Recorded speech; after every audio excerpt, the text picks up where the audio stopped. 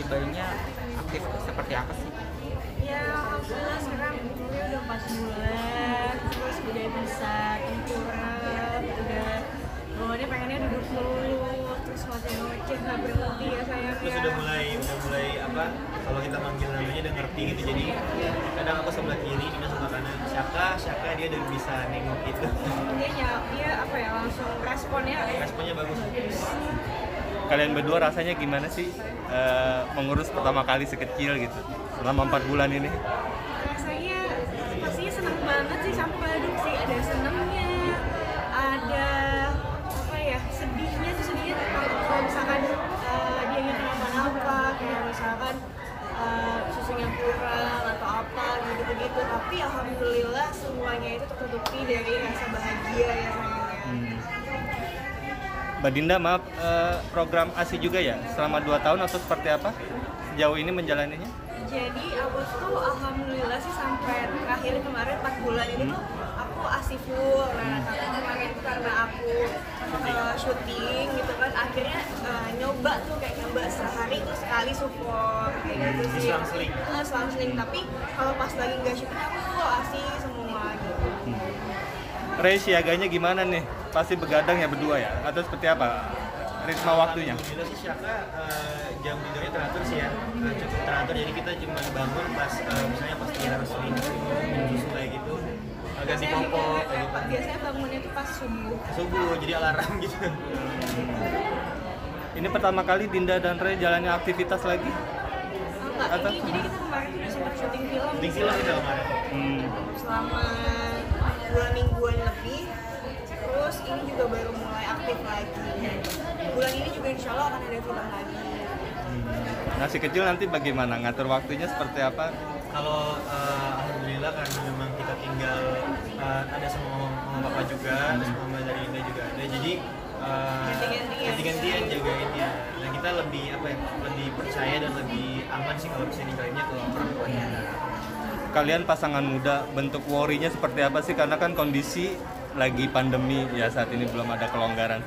Seperti apa worry-nya kalian terhadap? Worry-nya itu gak cuma pas lagi pandemi aja, jadi memang kita tuh dari awal pas dia lahir aja tuh kayak kita takut-takut ya, kita selalu kasih yang terbaik, kita kasih yang misalkan mengenai asupan akunya pun juga kasihnya yang terbaik supaya kan itu kan bisa buat bayinya juga gitu kan. Kayak masalah popoknya, apa masalah apapun itu pasti selalu kasih yang terbaik. Paling kalau worry-nya itu lebih ke ini sih, kayak kita ngerasain nih anak ntar lagi, kita kan udah berasa ntar lagi mau masuk sekolah gitu kan. Semoga segera berakhir jadi dia bisa ngerasain suasana yang normal kayak orang-orang yang pernah rasain, nggak perlu harus sekolah dari rumah kayak gitu, karena kan itu sangat berpengaruh buat bagaimana cara dia berkenalan dengan teman-teman di sekolah. Ray sudah lancar merawat si kecil? Seperti apa? Dari awal itu sebenarnya itu lebih jago daripada aku ya, ngebedongnya lah atau gendongnya, nyus gitu. Kalau aku malah diajarin banyak sama Ray. Enggak, justru dia banyak banget belajar sih. Kak, tentang baby ini kan masih kecil juga tapi udah banyak kayak menghasilkan penghasilan, tawar endorse segala macam, itu gimana sih ya? Sebenarnya ada beberapa yang kita ambil, ada yang beberapa yang kita tolak juga. Begitu tuh lebih ke ini sih, lebih ke branding awareness-nya anaknya ini sih. Kalau di dalam endorse-nya itu lebih banyak akunya, mungkin itu masih kayak kita pertimbangkan ya sayang, tapi kalau itu benar-benar vlog siapa kayaknya belum sih, soalnya kan kasihan kan dia kan, kita selama ini aja kan misalkan endorse gitu ngikutin jamnya dia, kayak dia harus istirahat, dia harus harus mementingkan kenyamanan siapa sih. Lebih ke bonus sih kalau ada dia, jadi kalau misalnya kayak dia pas lagi bangun terus misalnya lagi happy, kita video-videoin gitu. Dinda sudah jadi seorang ibu, mulai membatasi pekerjaan atau seperti apa? Sejauh ini sih iya, jadi aku belum ambil sinetron gitu. Tapi kalau misalkan nantinya, aku belum tahu bagaimana gitu.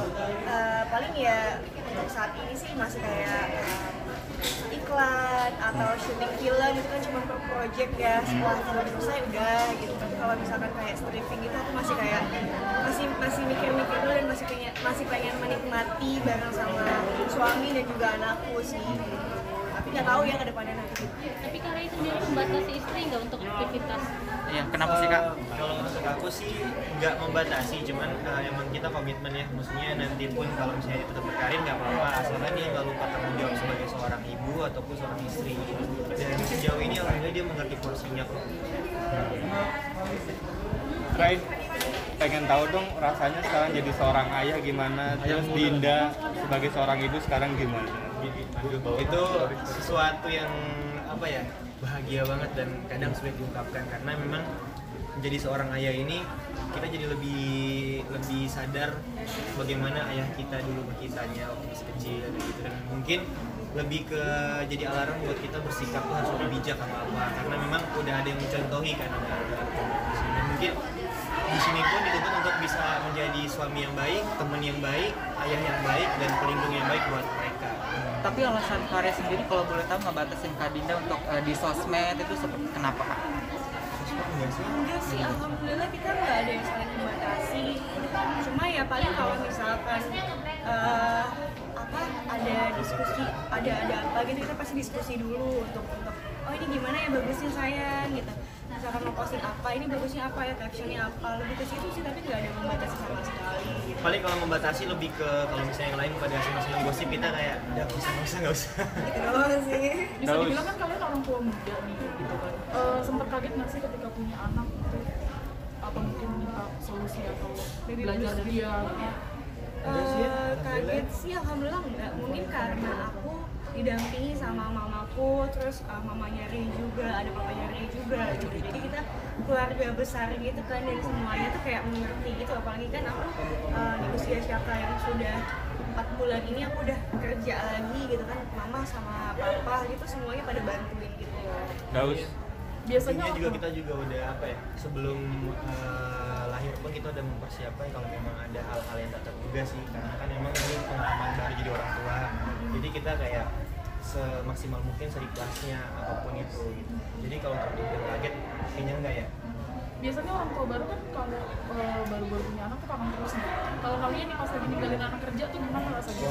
Gila itu Kangen banget itu. Kalau bisa setiap menit tuh video call deh. Cuma kadang gini, kita tuh berusaha untuk netralin perasaan karena takutnya di rumahnya dia tuh rewel gitu. Katanya orang dulu bilangnya gitu kan. Jadi kayak udah jangan kangen banget gimana nantinya siapa nangis di rumah gitu, kasihan kan mama yang ngurusin. Tapi pernah ada momen memaksakan anak ikut kerja nggak karena takut kangen gitu? Enggak. Belum ada dan insya Allah nggak ada. Karena memang yang paling penting kan kenyamanannya siapa. Paling lama ninggalin berapa jam?